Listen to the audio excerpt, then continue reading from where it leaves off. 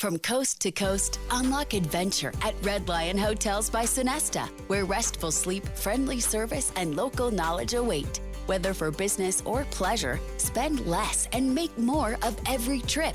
When you sign up for the Sonesta Travel Pass, you'll get their best rates instantly. Go to Sonesta.com to book your stay and unlock their best rates with Sonesta Travel Pass. Here today, roam tomorrow. Join now at Sonesta.com. Terms and conditions apply. Saks Off Fifth. Up to 70% off every day.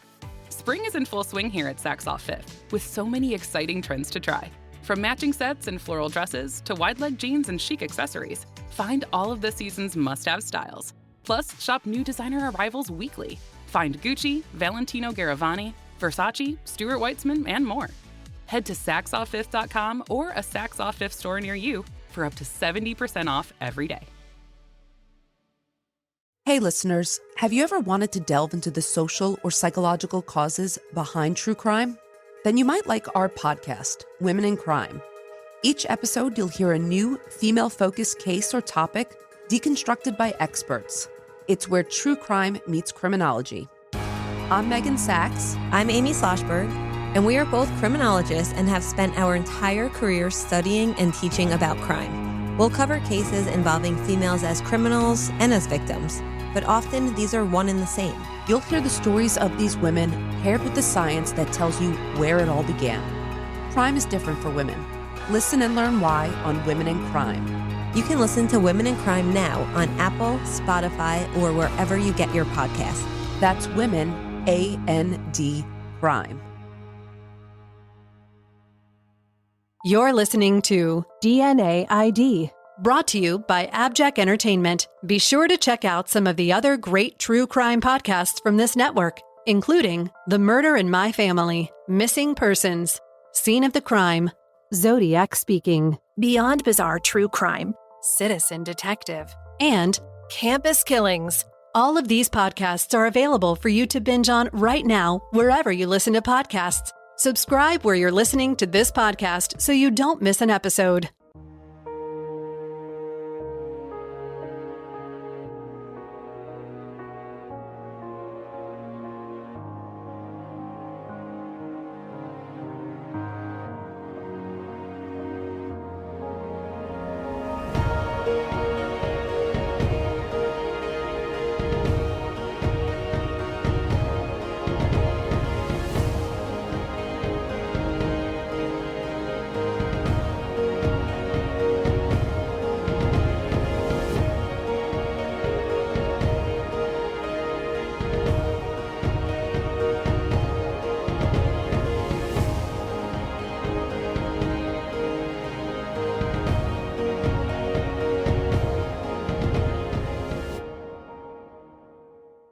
What would it be like to be a missing person and not even know it? In 1971, 22-year-old Alta was struggling. The young single mother faced challenges every day, trying to raise her 21-month-old daughter Melissa while working to pay the bills. It wasn't easy. Alta did not have a strong family support network, and she had no one to provide childcare for Melissa. Alta and Melissa's father, Jeffrey Highsmith, had separated recently, and Alta had moved to an apartment on East Seminary Drive in her hometown of Fort Worth, Texas. Because she didn't have a lot of childcare options, she often had to impose on friends or her roommate to watch Melissa while she went to work as a waitress. That was not a sustainable situation, so Alta placed an ad in a local paper looking for someone with access to a car to provide childcare during her shifts, which were from 8 a.m. to 3:30 daily. She described her daughter as a rambunctious toddler who loved playing outside and eating spaghetti and cookies. She hoped some young woman who was good with kids would answer the ad and she could get into some kind of routine for Melissa. On Wednesday evening, August 18th, 1971, Alta got a response to her ad from a woman who said her name was Ruth Johnson. Ruth was interested in meeting Alta and Melissa, so they agreed to meet at the restaurant where Alta was a waitress. So on Thursday, Alta took Melissa with her to work, but Ruth never showed up. Of course, this was 1971. Alta didn't have a cell phone number she could just call for Ruth and say, "Where are you?" So she was left in a bind that day. Soon after this, Ruth called Alta at home. She said she was really hoping Alta would hire her to take care of Melissa. She had 3 kids of her own and a house with a large fenced yard and swing set. Desperate, Alta thought this sounded good. At 21 months, it would be good for Melissa to be around other kids. So she agreed that Ruth was hired. On Monday, August 23rd, at the prearranged time of 7:30 a.m., Ruth showed up at the apartment and collected Melissa from Alta's roommate. The roommate handed the toddler over with some diapers and a change of clothes, a pink dress and some white sandals, and Ruth took her away. She never brought her back. Alta called the police at 8 p.m. on the 23rd when Ruth didn't bring Melissa home 2 hours after the appointed time, and she couldn't reach her by phone. According to Alta's roommate, the woman who collected Melissa seemed very nice and completely normal, even a little fancy, wearing a white blouse, white gloves, and a scarf over her hair. Alta desperately prayed aloud that perhaps Ruth just desperately wanted a child. Of course, the alternative, that she had taken Melissa for nefarious reasons, perhaps to traffic her, were not thoughts that anyone wanted to consider. The Fort Worth police contacted the FBI and the investigation began. The roommate worked with a police sketch artist to create a composite sketch of Ruth Johnson. It shows an older-looking, kind of manly woman, about 5 foot 8 inches tall, 130 to 140 pounds, with short gray hair and glasses. The roommate said she did not see Ruth's car, but right after the woman left with Melissa, she heard a car with a loud muffler drive off. Alta made public pleas for the return of her baby, showing baby photos of Melissa and describing her brown hair, brown eyes, and 3-inch red birthmark on the back of her lower neck. Police tried to identify and track down Ruth Johnson to no avail. As part of the inquiry into what happened to Melissa, Alta was questioned over and even subjected to a polygraph. She and her ex, who lived in Illinois, were put under the microscope. It just seemed too convenient of a tale. She handed her baby over to a babysitter and the babysitter kept her? When Casey Anthony used this story decades later to cover up her own nefarious deeds, no one believed her. And it seemed not that many people believed Alta either. She told the Fort Worth Star-Tribune in 2006 that she felt that some of her family members didn't believe her story and the police didn't either. According to family members, Alta was always the suspect in the eyes of law enforcement. The investigation quickly hit a brick wall. I don't know what was done to try to trace the phone calls from Ruth Johnson, but I assume, since the FBI was involved, that avenue of investigation was pursued to the maximum extent possible. They even considered that Ruth Johnson was a man disguised as a woman who had sold her to someone else. But it was fruitless. No one could find Ruth or Melissa. An article in the Fort Worth Star-Telegram 2 weeks after Melissa was abducted states, quote, "City police say they have exhausted most of the leads in connection with the disappearance of the child." Desperate, Alta worked with the Star-Telegram to publish a letter to her daughter's abductor. Open Letter to a Kidnapper appeared on the front page of the Fort Worth Star-Telegram on September 8, 1971. "Whoever has my baby, please bring her back to me. I've pleaded with you so many times before on television, radio, and by the papers. So far, you have not even tried to call. I'm begging you again for the return of my little girl. You must realize that I've been going out of my mind with worry, wondering where my baby is and how she's doing. You could have at least called to let me know she's okay. I would forget about your kidnapping Melissa in a minute if you would just bring her back. I don't understand why all this has happened to me, but the sooner Melissa is back, the better. I'm begging and pleading with you for my baby. Please read this and understand that what you've done is wrong, and know that you must return Melissa to her mother. Please let me hear from you. We can arrange for you to send the baby back to me without anyone knowing. I beg of you to call me." Alta's phone number was included with the letter, but no one called. On Melissa's second birthday, November 6, 1971, Alta told the Fort Worth Star-Telegram that she had birthday presents wrapped and waiting for Melissa's return, but of course, that didn't happen. Alta said later that she felt so hopeless and lost when Melissa, her whole world at the time, was taken, that she turned to alcohol and drugs in attempts to self-medicate.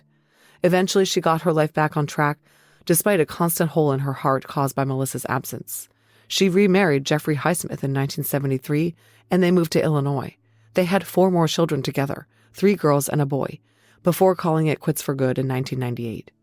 Alta was unable to speak about the traumatic loss of her child. It was so painful. She and Jeffrey raised their kids, though, with knowledge of their missing sister, and their son, Jeff Highsmith, later said that his parents were overprotective because of what had happened to Melissa. On a few occasions, their hopes were raised that Melissa had been found, but the women always turned out not to be their daughter. Melissa was not listed as a missing person in the Texas Missing Persons Database until 2006. That year, a tip had come into the Fort Worth Star-Telegram reporting that a woman who had recently passed away in Oklahoma might be Melissa. This caused Detective Brian Jameson to look at the case anew. He felt it possible that Melissa had been abducted by someone who wanted a child and that she might still be alive. The Fort Worth Police Department officially reopened the case in February 2006. They contacted Jeffrey and Alta, who were incredulous that after 3+ decades, someone was now paying attention. Alta told the Fort Worth Star-Telegram in 2006, "I'm not going to get my hopes up, because I've gotten my hopes up so many times and nothing. It would make me the happiest person on earth if I could find her, even after all this time." Yet she also believed that, quote, "she was raised somewhere where someone loved her and was taking care of her. Maybe I wasn't fit to take care of her. I was young and stupid. Maybe God thought someone else needed to take care of her. But I've always believed she was alive somewhere. I've never felt in my heart that she was dead." Jeffrey told the paper, quote, "I've never really given up hope. I feel like someone took this kid and raised her as their own child. She's probably got kids of her own and she doesn't even know her real name. She's probably content and happy, thinking the person who raised her is her parent." An age-progressed sketch of Melissa was created with the assistance of the National Center for Missing and Exploited Children, or NCMEC, and it was shown in various media outlets along with Melissa's baby photo. The Fort Worth police also facilitated Melissa's parents providing DNA samples to the University of North Texas Center for Human Identification for entry into the CODIS database of DNA samples of missing persons and loved ones looking for them.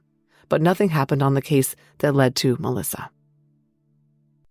From coast to coast, unlock adventure at Red Lion Hotels by Sonesta, where restful sleep, friendly service, and local knowledge await. Whether for business or pleasure, spend less and make more of every trip. When you sign up for the Sonesta Travel Pass, you'll get their best rates instantly. Go to Sonesta.com to book your stay and unlock their best rates with Sonesta Travel Pass. Here today, roam tomorrow. Join now at Sonesta.com. Terms and conditions apply. When you're in HR, it can feel like nothing is easy. From payroll to PTO, from onboarding to benefits, and everything in between. It's a constant juggle of tasks, systems, and spreadsheets. But your HR software? That's the easy part. Meet Bamboo HR. Trusted by over 34,000 companies, it handles all your HR tasks, payroll, benefits, and time tracking, so your team and your company can grow as fast as, well, Bamboo. And Bamboo HR software is actually easy to use. One simple system that pulls all your people data together in one place, so you can ditch scattered systems and wasted hours on tasks that should only take minutes. Because when HR is easier, you can focus on what matters most, your people. HR is hard. Bamboo HR is easy. Ready to simplify all your HR tasks? For a limited time, get a $100 Visa gift card when you complete a free demo at bamboohr.com/gift card. Again, that's bamboohr.com/gift card. Terms and conditions apply. Let's be honest. Most of us have a love-hate relationship with wired bras. We love the lift, but hate the digging. We love the support, but hate feeling trapped. Well, Knix just changed everything with FreeFlex, a wired bra actually designed to work with your body, not against it.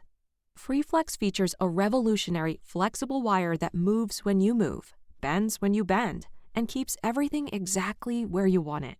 No poking, no stabbing, no constant readjusting, just freedom to move. It also has a demi-cup shape for a natural lift with a lower neckline that flatters in everything from V-necks to dresses. And because it's from Knix, it's available in sizes for every body. Experience the first wired bra you'll actually want to wear all day. Visit Knix.com for 15% off your order with FreeFlex15. That's KNIX.com, code FreeFlex15 for 15% off. Knix.com.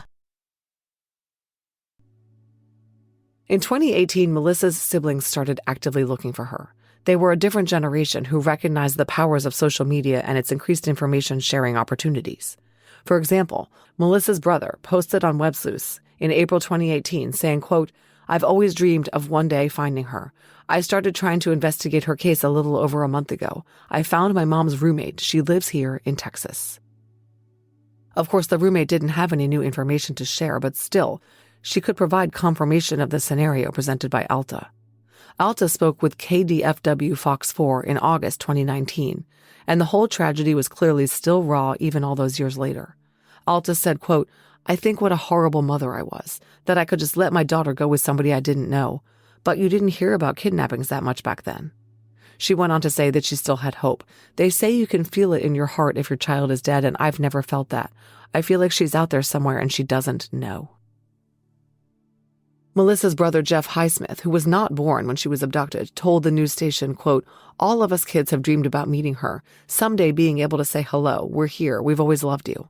He said in particular, he became obsessed with finding his sister after learning about the abduction as a child. Jeff said the siblings had assured Alta they would not stop looking for Melissa until they found her. And they didn't. You heard about Jeff posting on Web Sleuths. Her sister Rebecca and Jeff created a Facebook page, Finding Melissa Highsmith. They worked hard to keep Melissa's name and image out there for years and years. Jeffrey Highsmith, Melissa's dad, told Fox 4, "We never gave up hope looking for her through the years. We had several tips. We would go off to other states. We would go off and talk to different girls, have DNA made, and our hopes were dashed. It was hard." In 2022, an anonymous tip suggested that the caller knew Melissa, and she was on Daniel Island off Charleston, South Carolina. Updated missing persons flyers were made, and her family went to the island and circulated the flyers in that area, listing Detective Baggett of the Fort Worth PD as the law enforcement contact person. Melissa wasn't found there, but the family was advised to try searching for Melissa via DNA. Agreeable to pursue the DNA route, Jeffrey Highsmith took a 23andMe test. Two of Melissa's sisters, Sharon and Rebecca, took ancestry DNA tests. When they received the results, they saw some matches that looked promising. They wanted to consult with someone familiar with genealogy to better understand the relationships the testing had unearthed. In September 2022, a podcast the family was working with to publicize Melissa's case connected them with the family member of another missing person, Barbara Cotton. Barbara's distant relative, Lisa Jo Sheely, had appeared on the podcast episode about Barbara, and a researcher for the show recalled that she was an amateur genealogist whose day job is a clinical lab scientist. Lisa had started her own genealogy journey when she used the technique to locate her own biological father and extended family in 2017. Lisa agreed to assist the Highsmith family in interpreting their commercial DNA testing results. Jeffrey's 23andMe results seemed to point to a grandfather-granddaughter relationship between him and a young woman on 23andMe. Sharon and Rebecca's ancestry tests seemed to point to an aunt-nephew relationship between the two of them and two young brothers on Ancestry, with the same last name as the young woman whom Jeffrey had matched with on 23andMe. Lisa looked at all these results and began the process of confirming what everyone's hopes were, that the young adults matched with the Highsmith family members through the testing process were Melissa's children. This from the Washington Post about the testing results received by Melissa's sisters. Quote, "We realized what that meant was that that's a sibling match," Sharon Highsmith said. "Those are a sibling's children." The sisters referred the DNA results to Lisa Jo Sheely, an amateur genealogist who used charts showing the amount of DNA shared between different types of relatives to confirm that the three children belonged to one of the women's siblings.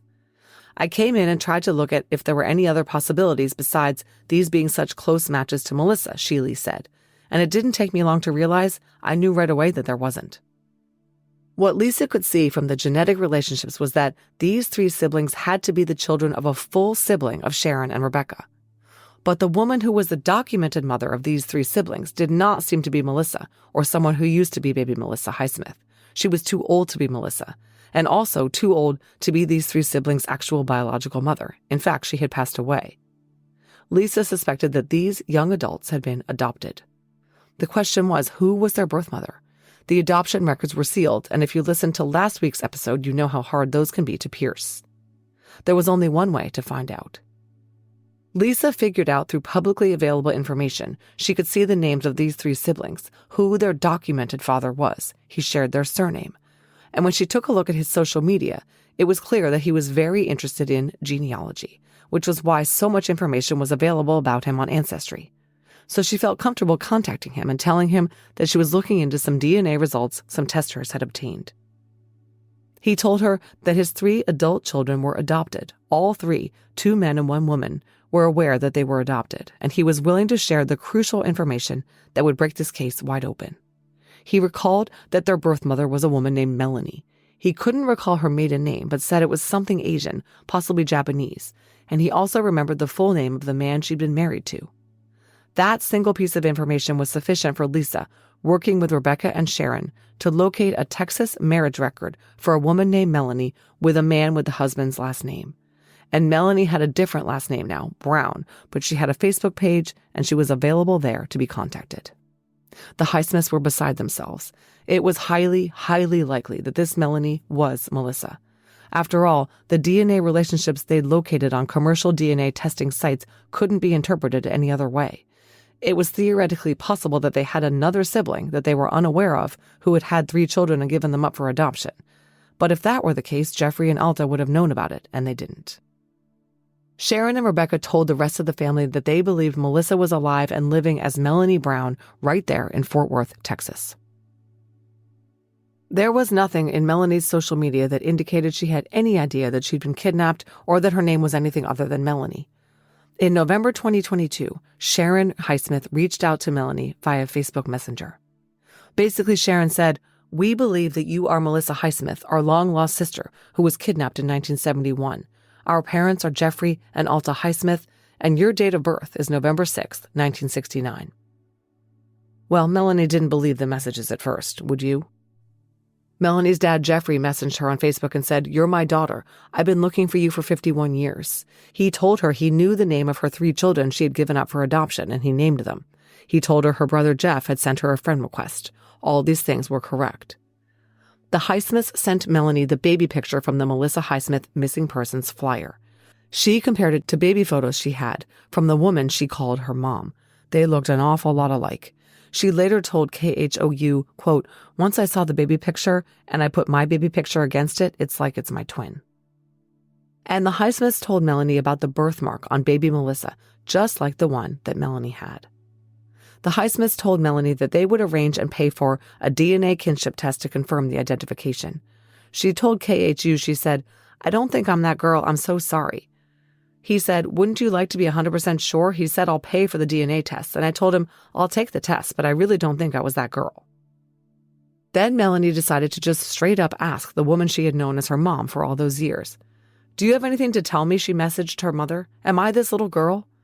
The woman confirmed to her what she needed to know from the following message response she sent, quote, "An important, incredible story to tell.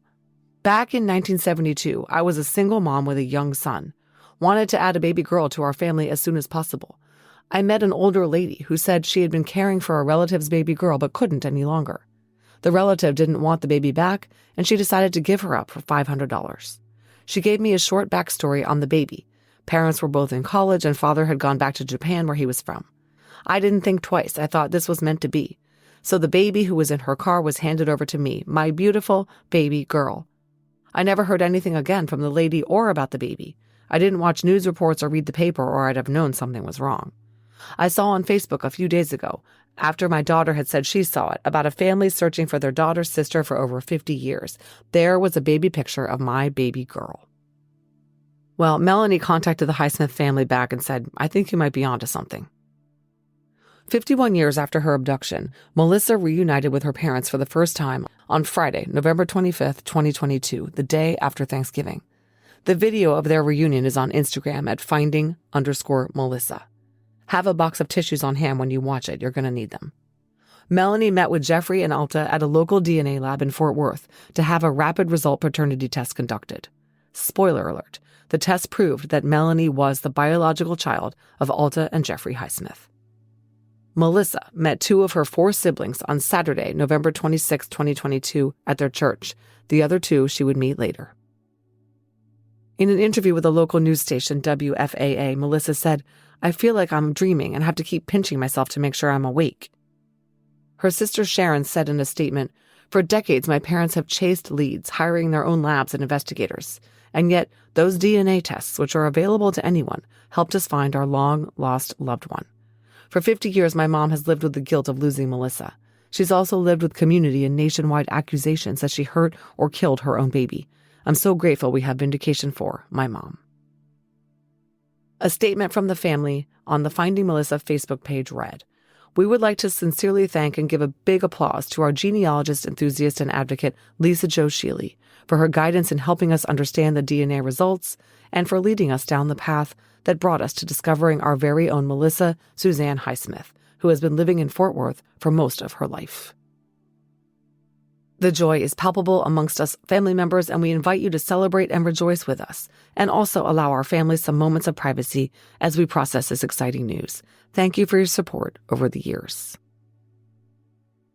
Meanwhile, Melissa's husband, John Brown, posted on his and Melissa's Facebook page called Walking in Faith, quote, "My breathtaking wife and an amazing woman has been officially given back her identity as Melissa Highsmith.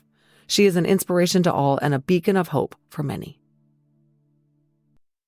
From coast to coast, unlock adventure at Red Lion Hotels by Sonesta, where restful sleep, friendly service, and local knowledge await. Whether for business or pleasure, spend less and make more of every trip. When you sign up for the Sonesta Travel Pass, you'll get their best rates instantly. Go to Sonesta.com to book your stay and unlock their best rates with Sonesta Travel Pass. Here today, roam tomorrow. Join now at Sonesta.com. Terms and conditions apply. When you're in HR, it can feel like nothing is easy. From payroll to PTO, from onboarding to benefits, and everything in between. It's a constant juggle of tasks, systems, and spreadsheets. But your HR software? That's the easy part. Meet Bamboo HR. Trusted by over 34,000 companies, it handles all your HR tasks, payroll, benefits, and time tracking, so your team and your company can grow as fast as, well, Bamboo. And Bamboo HR software is actually easy to use. One simple system that pulls all your people data together in one place, so you can ditch scattered systems and wasted hours on tasks that should only take minutes. Because when HR is easier, you can focus on what matters most, your people. HR is hard. Bamboo HR is easy. Ready to simplify all your HR tasks? For a limited time, get a $100 Visa gift card when you complete a free demo at bamboohr.com/gift card. Again, that's bamboohr.com/gift card. Terms and conditions apply. Let's be honest. Most of us have a love-hate relationship with wired bras. We love the lift, but hate the digging. We love the support, but hate feeling trapped. Well, Knix just changed everything with FreeFlex, a wired bra actually designed to work with your body, not against it. FreeFlex features a revolutionary, flexible wire that moves when you move, bends when you bend, and keeps everything exactly where you want it. No poking, no stabbing, no constant readjusting, just freedom to move. It also has a demi-cup shape for a natural lift with a lower neckline that flatters in everything from V-necks to dresses. And because it's from Knix, it's available in sizes for every body. Experience the first wired bra you'll actually want to wear all day. Visit Knix.com for 15% off your order with FreeFlex15. That's KNIX.com, code FreeFlex15 for 15% off. Knix.com. So what happened here? Melissa had been abducted and raised by a woman who lived in Fort Worth, by some reports just 10 minutes from the apartment complex where she was abducted. She had literally zero idea that her mother, in air quotes, as she knew her abductor, was not related to her at all and had taken her by use of a ruse. As far as she was concerned, her mom was her mom. She told the Fort Worth Star-Telegram that this woman's family had lied about Melissa's father, saying that he was Japanese. She grew up as Melanie Miyoko. Remember that her kid's adoptive father had recalled a Japanese last name. Perhaps this lie was intended to explain to the girl why her father wasn't part of her life. "My whole life was a lie," Melissa said to the Fort Worth Star-Telegram. She told the publication, "All of my life, things didn't quite seem right and I didn't know why." Part of the biggest tragedy of the story is that Melissa had what she described to People magazine as a bad childhood. She said her not being related to the woman who raised her explained why she never had a birth certificate, why the woman she thought was her mother didn't seem to love her, why the supposed mother and daughter were not close, and why she was so sheltered. She wasn't allowed to play outside like her two brothers. Her abductor told her she'd been born in the bathtub at home and was brain damaged at birth. It was incredibly cruel. Melissa ran away at 15 and lived on the streets because her stepfather was sexually abusive and her mother emotionally abusive, she said. Melissa gave an interview to the Daily Mail, which I usually don't use as a source, but the publication spoke with her and she told them the following about her early life. She married young to her first love, and the pair was very poor and lived on the streets. I did things I didn't want to do, she told dailymail.com, but I supported me and my husband. Melissa had 3 children by the time she was 19. According to what she told the Daily Mail, the children were removed from her care because she couldn't provide for them and they were given up for adoption. These were the 3 children the Highsmiths found in the commercial DNA websites. Their adoptive father was an avid amateur genealogist, and he encouraged them to test as well. Melissa left her first husband and worked short-term jobs such as bartending, waitressing, and working in fast food restaurants. She had no more children. Her second husband was an addict who spent much of their 16-year marriage in prison. Finally, Melissa got her life on track. She became very religious and found work cleaning churches and then people's homes. In April of 2022, she married John Brown, and the two have a website together called Walking in Faith with John and Melissa. It used to be called With John and Melanie, but that was changed after the Highsmiths and Melissa were reunited. After the family reported to the Fort Worth PD that they had found Melissa Highsmith after 51 years, the department posted, quote, "The Fort Worth Police Department is overjoyed to hear about how the Highsmiths' use of 23andMe led them to Melissa. The Fort Worth Police Department will be conducting official DNA testing to confirm Melissa's identity, and the department will provide an update once the official results have come in." But the Highsmiths were not happy with what they perceived was a botched investigation by the Fort Worth police. This from CBS News, quote, "I'm extremely angry with this system. I'm extremely angry with the woman who took her," said Jeffrey Highsmith, Melissa's father. Jeffrey was frustrated that the Fort Worth Police Department collected DNA samples from him and Alta several years earlier, but just stuck the profiles in a database and did not use them proactively to locate Melissa. It took his kids figuring out how to use commercial DNA websites for them to find her.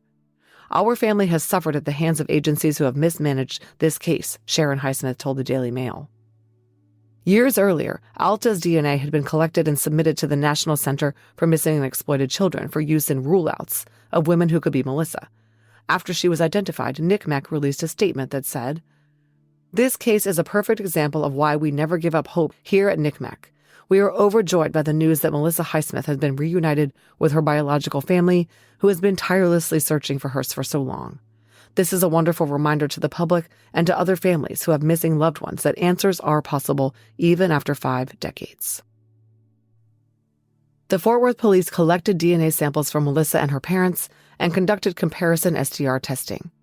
In May of 2023, the Fort Worth PD confirmed that the results of its testing showed that Melanie was Melissa with 100% certainty.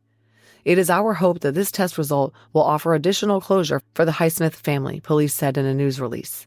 The oldest unsolved missing person case in Texas was now solved. That very month, Melanie, wearing an adorable polka-dotted dress and pillbox hat, stood in front of a Tarrant County judge with her parents by her side and officially changed her name to Melissa Highsmith.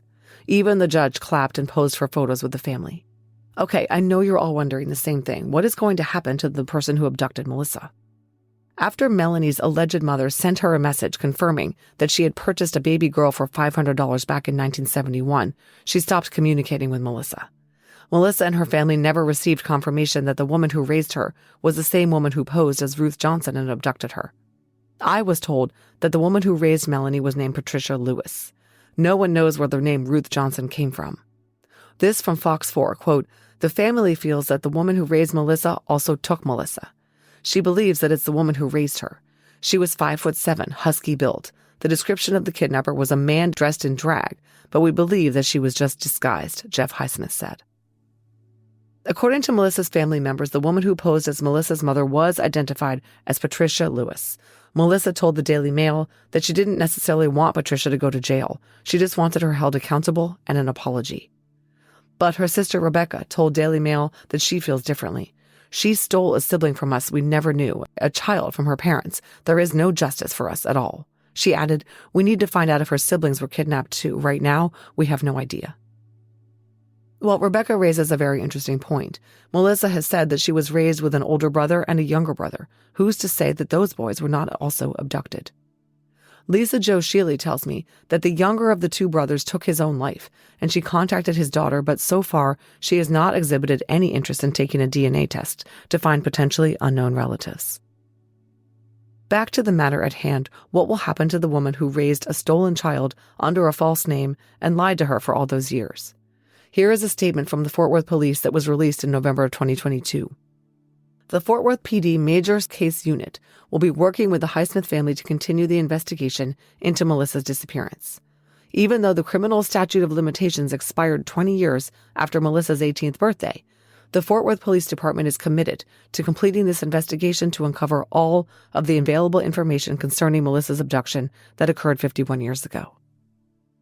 Yes, you heard that correctly. The statute of limitations for aggravated kidnapping in Texas has expired. The woman who kidnapped Melissa and raised her as her own cannot be prosecuted, not only because she is protected under the law because of the length of time that has passed, but because, according to the Highsmith family, she passed away in a nursing home in late spring of 2024. I know, it's incredibly frustrating.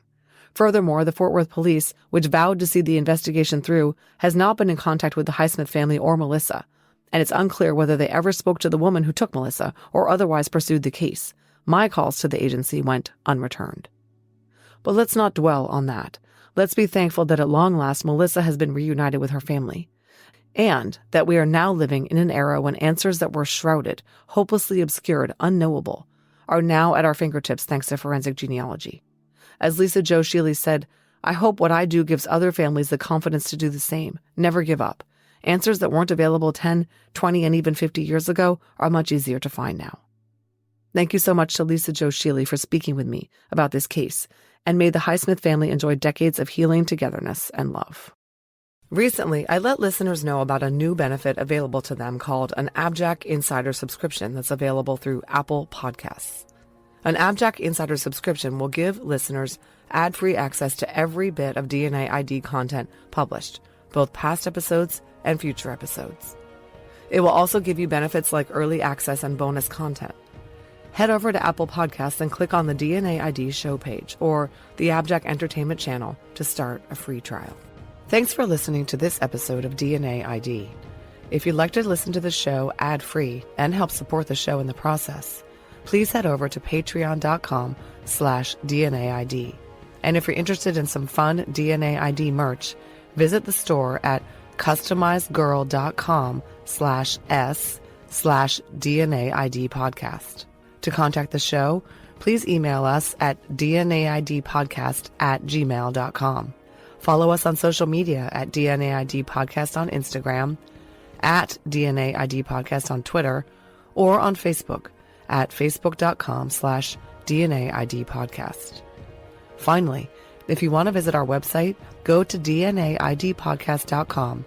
You'll be able to get all the episodes of the show, leave comments on episodes that I can respond to, and you can even leave voicemails. You'll get all the latest news about the show and important updates. Find links to our social media, merch, and a lot more. It's really your one-stop shop for everything DNA ID. DNA ID is written, researched, and hosted by me, Jessica Betancourt. It's produced by me and Mike Morford of AbJack Entertainment. Music by Connor Betancourt. Check out our other collaborative podcasts, Scene of the Crime, Missing Persons, and Beyond Bizarre True Crime.